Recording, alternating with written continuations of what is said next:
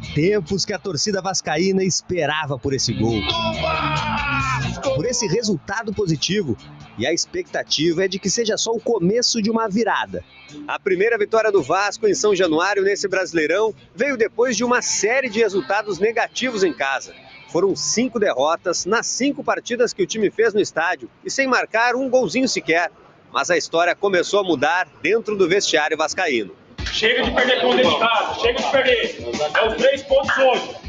Antes de entrar em campo contra o Grêmio, coube ao auxiliar técnico Emiliano Dias, filho do treinador Ramon Dias, a mensagem de motivação ao time. Se estão num clube grande é porque merecem. Hoje acabaram as desculpas.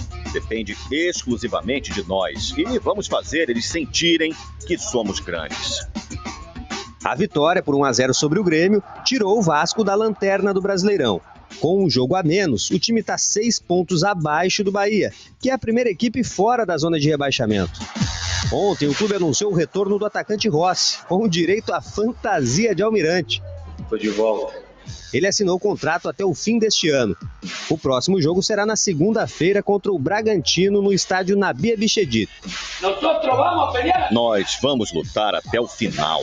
Vamos lutar até o final com qualquer equipe que cruze o nosso caminho. Qualquer. Casa, né? Bragantino na parte de cima da tabela, mas você ganhou em casa. Ufa, ganhei depois de tanto tempo, né, presidente? O Vasco ganhou. E agora, quando voltar, acho que já volta. Quando volta para o Rio de Janeiro, depois desse compromisso contra o Bragantino, o próximo jogo acho que já tem torcida. E a torcida, com uma vitória, vem para apoiar também, vem para incentivar, para estar junto, para ajudar o Vasco. Só assim. O Vasco havia pedido, né, na justiça para ter mulheres, crianças, etc. Também não conseguiu isso. É porque é torcida, né? Aí não tem na justiça desportiva até o Vasco conseguiu, mas a justiça comum não. Sim. Por conta dos episódios fora do estádio, depois dos acontecimentos dentro do estádio. Então, a verdade é que ninguém viu esse que foi o primeiro gol do Vasco em São Januário nessa competição. Depois, quando voltar, talvez já tenha torcida.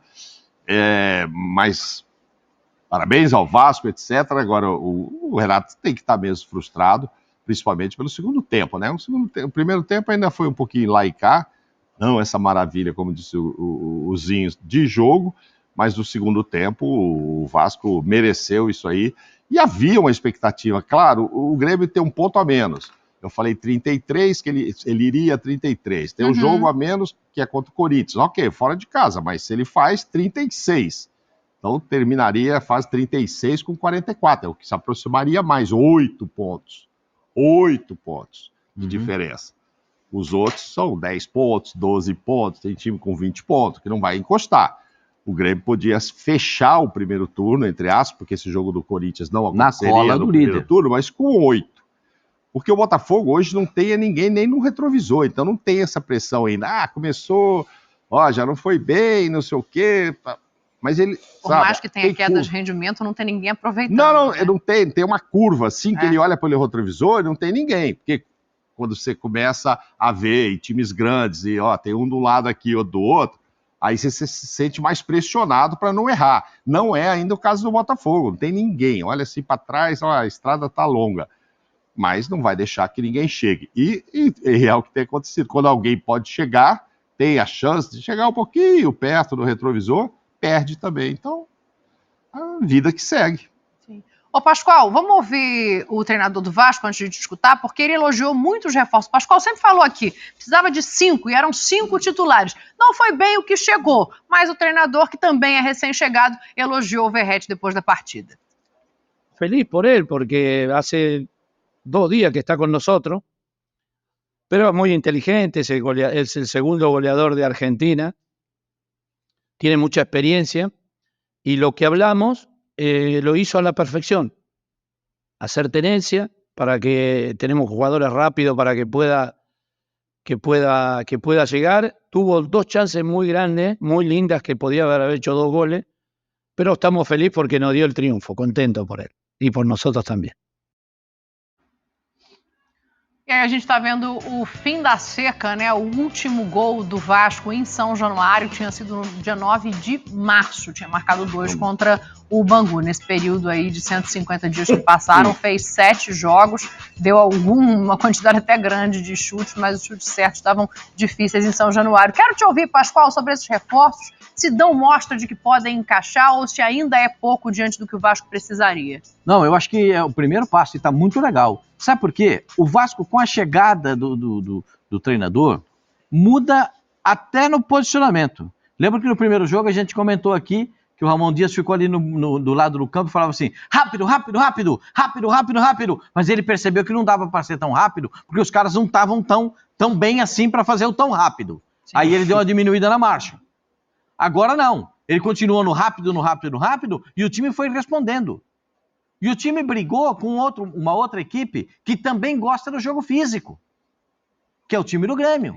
É o confronto físico, e no confronto físico o Vasco saiu vitorioso. O Vasco conseguiu mais oportunidades e melhores oportunidades do que a equipe do Grêmio. O Grêmio teve um chute que passou rente à trave numa bola no finalzinho do jogo, que era para empatar o jogo. Não conseguiu.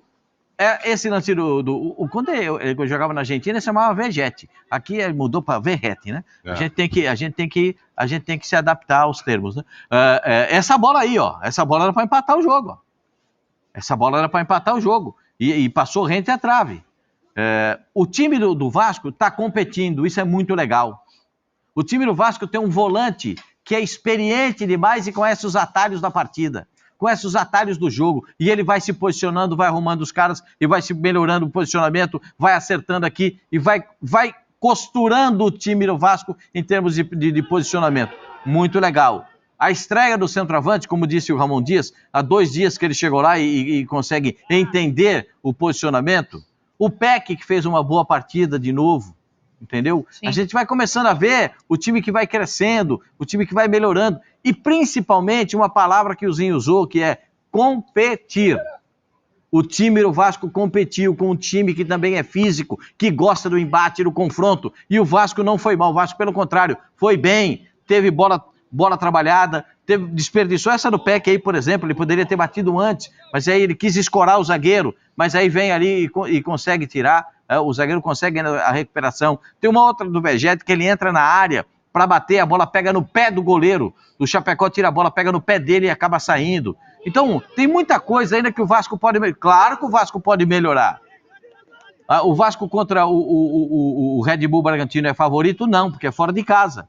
Mas o Vasco já deu uma demonstração para o seu torcedor que tá brigando, tá querendo sair. Tem outros times que não estão com essa pegada. Santos, né? O Santos está fazendo questão de embarcar. O Santos não consegue. O Vasco era o pior futebol do Campeonato Brasileiro. Agora o pior futebol do Campeonato Brasileiro é o do Santos. Transformou, passou o bastão para o Santos. O Santos continua jogando muito mal. O Vasco a briga é boa, hein? Oi? Desculpa, Zinho.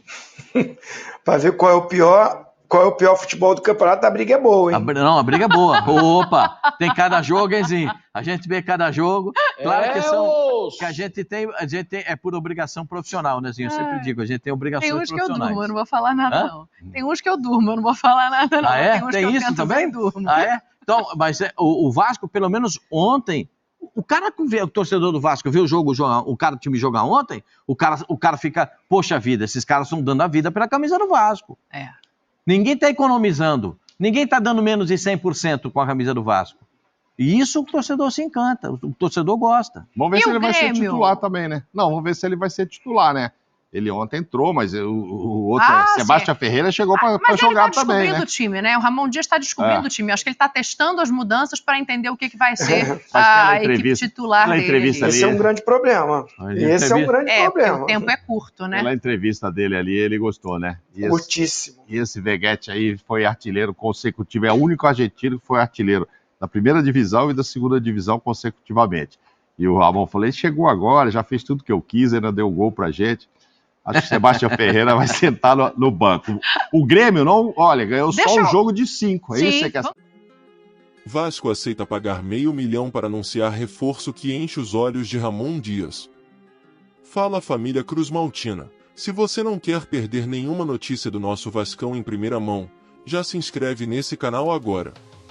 A direção vascaína aprovou o negócio com Alan Sonora e formalizou uma proposta.